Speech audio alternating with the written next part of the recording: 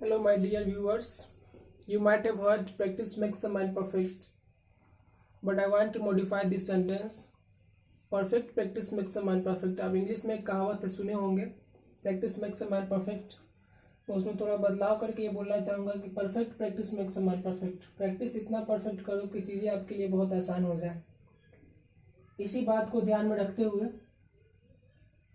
मैं चीज़ों को बहुत आसान करने की कोशिश कर रहा हूँ, ताकि आप आसानी से जो भी मैं एक्सप्लेन करता हूँ वर्ड पावर मेड एजी में जो भी सेशन उसको आसानी से आप समझ सकें। हम लोग सेशन 6.A और B को कंप्लीट कर चुके हैं। इसके बावजूद भी in spite of it I would like to explain this words in different way so that you can learn it properly and easily. आप आसानी से मैं कुछ बदलाव करके लाया हूँ ताकि आप आसानी से इसको सीख ले। ऐसे वर्ड पावर हर सेशन में बहुत सारा एक्सरसाइज दिया गया है। अगर उस सारे एक्सरसाइज को मैं कोशिश करूँगा आपके सामने ला कर रखूँ ताकि आप सारे वर्ड को आसानी से याद कर सकें।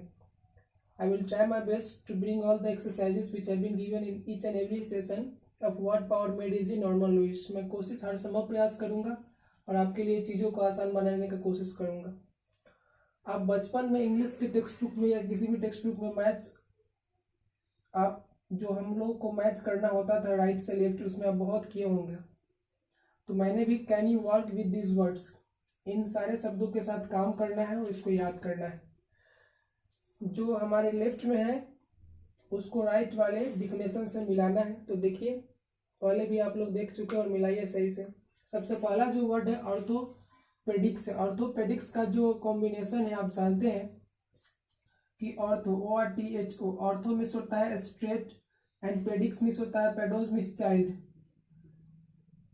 ऑर्थोपेडिक्स के बारे में हम लोग बात किए हैं, अ kind of dog science in which skeletal problem is cured, यानी कि जो स्केलेटल हमारे शरीर में जो बोन्स में यानी कि कार्वेचर में जो भी डिफॉर्मिटीज होता है तो ऑर्थोपेडिक्स, और इसको डील करने वाले को ऑर्थोपेडिस्ट बोलते हैं। सो ऑर्थोपेडिक्स से मिलाइए। और नर्व पेन तो होगा नहीं, स्केलेटल प्रॉब्लम है। Speciality dealing with medical problems of the elderly, यानी कि वह स्पेशलिटी जो इल्डरली प्रॉब्लम्स को डील करते वो भी नहीं होगा। स्ट्रेटनिंग ऑफ टीथ तो होगा नहीं, क्योंकि ऑर्थो में स्ट्रेट होता है तो इसमें टीथ के बारे में नहीं है, पेडोल्स। इन्फ्लामेशन ऑफ द नर्व्स तो होगा नहीं। ट्रीटमेंट ऑफ स्केलेटल डिफॉर्मिटीज ये होगा, यानी कि आपका 1 का आंसर क्या हो जाएगा, 1 का आंसर आपके हो जाएंगे ई, 1 का हो गया ई, यानी कि ट्रीटमेंट ऑफ स्केलेटल डिफॉर्मिटीज जो होता है, स्केलेटल में जो भी हमारा कमी होता है डिफॉर्मिटीज होता है उसको ऑर्थोपेडिक्स बोलते हैं। यानी कि ट्रीटमेंट ऑफ स्केलेटल डिफॉर्मिटीज को क्या बोलते हैं, ऑर्थोपेडिक्स बोलते हैं। ऑर्थोपेडिक्स दो शब्दों से बना है, ऑर्थो में स्ट्रेट करेक्ट, पेडोस से बना है पेडिक्स, आप जानते हैं। डिफॉर्मिटी में जानते हैं जब कोई भी शरीर में आपको जख्म हो जाए, चोट है, किसी कारण किसी भी एक्सीडेंट की वजह से जब आपके कोई भी पार्ट्स ऑफ जो बॉडी होता है वो काम नहीं करे तो वो डिफॉर्मिटीज हो जाता है। यानी कि चोट या रोग के कारण जब कोई भी पार्ट्स ऑफ बॉडी आपका काम नहीं करे तो उसमें डिफॉर्मिटीज आ जाता है, यानी कि कमी आ जाता है। नेक्स्ट वर्ड है orthodontics. My dear friends, orthodontics have been combined with the help of ortho straight correct. Odontos means होता है टीथ, यानी कि टीथ को सीधा करना। तो यहाँ आप सीधे इसमें देखिए कौन सा इसका ऑप्शन सही है, straightening of teeth. Orthodontics, odontos ODONTOS, odontos में टीथ होता है, ऑर्थो में से स्ट्रेट होता है, यानी कि स्ट्रेंथनिंग द टीथ, यानी कि ऑर्थोडोंटिक्स हो गया। स्ट्रेटनिंग ऑफ टीथ ऑर्थोडोंटिक्स हो गया। तो यानी कि आपका 2 का आंसर क्या हो जाएगा, सी हो जाएगा। आप मेरे साथ लगे रहिए, चीज़ें आपके लिए बहुत आसान हो जाएंगी और आसानी से आप सारे शब्दों को याद कर सकते हैं। अब पढ़ते हैं हम लोग न्यूरोलॉजी। आप जानते हैं कि न्यूरो जो है इसमें नर्व से बना है, न्यूरॉन से बना है नर्व।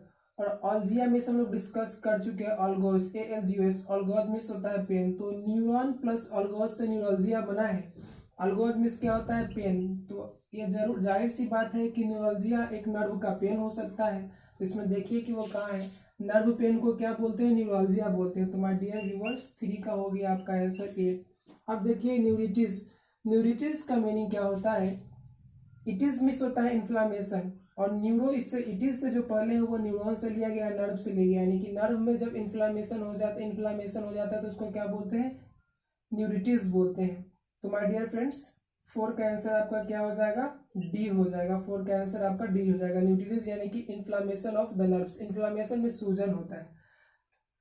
जीरियाट्रिक्स, जीरियाट्रिक्स जो होता है वो जेरस से बना है। जेरस मिस होता है, जेरस, जेरस मिस होता है old age, old age, age old age, understand. और आइटेरिया मिस मेडिकल हीलिंग होता है, यानी कि ओल्ड एज में जो भी समस्या आती है और उसको मेडिकल के द्वारा जो हील किया जाता है ना, उसको जीरियाट्रिक्स बोलते हैं। तो देखिए इसमें क्या होगा, यही होगा, speciality dealing with medical problems of the elderly, speciality dealing with medical problems of the elderly, उसको क्या बोलेंगे, जीरियाट्रिक्स बोलेंगे। Geriatrics have been combined with the help of geras, old and iatria means medical healing.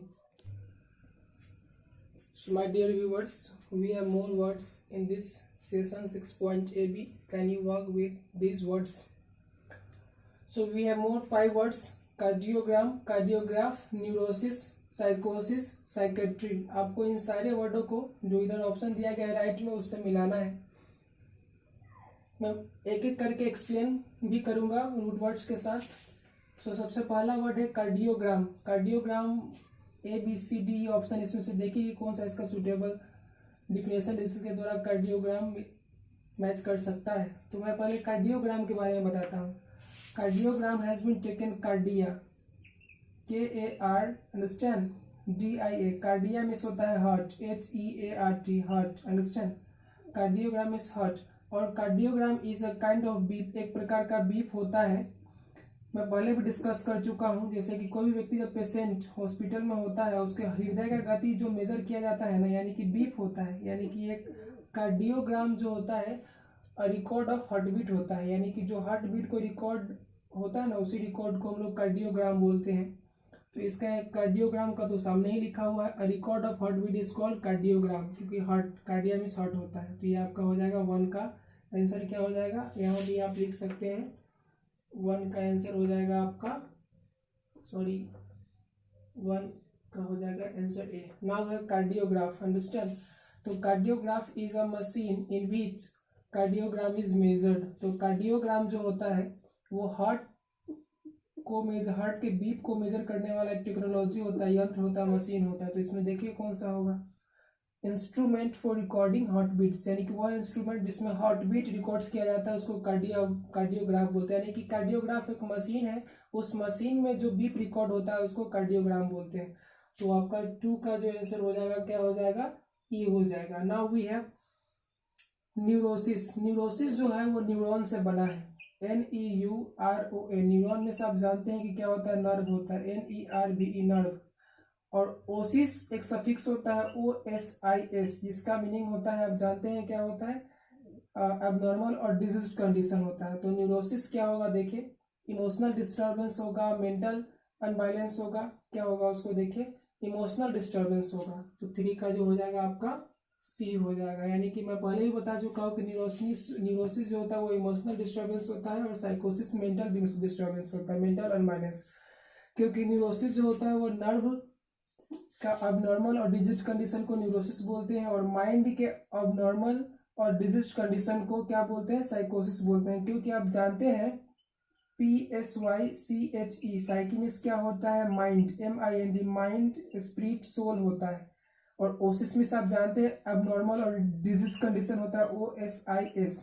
तो psyche plus Oasis से इस शब्द का formation हुआ है, तो हो जाएगा abnormal and disease condition of mind, that means mental unbalance को क्या बोलेंगे, साइकोसिस बोलेंगे। तो आपका आंसर हो जाएगा 4 का क्या हो जाएगा,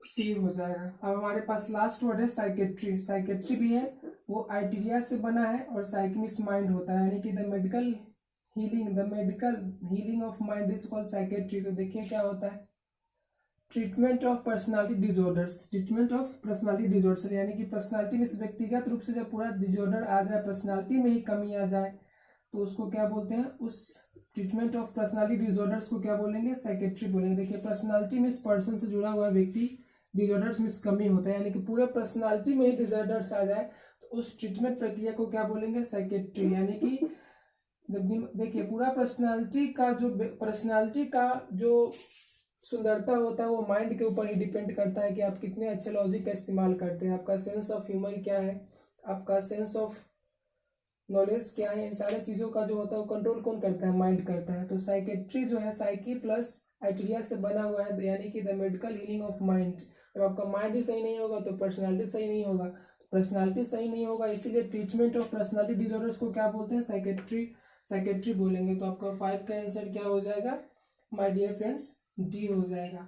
so in this session 6.ab can you work with these words. I am trying my best to make the things easy for you. You should always be with me and watch the videos what I am uploading on my channel, so that what power you can enhance the beauty of your audiology. That's all. Thank you.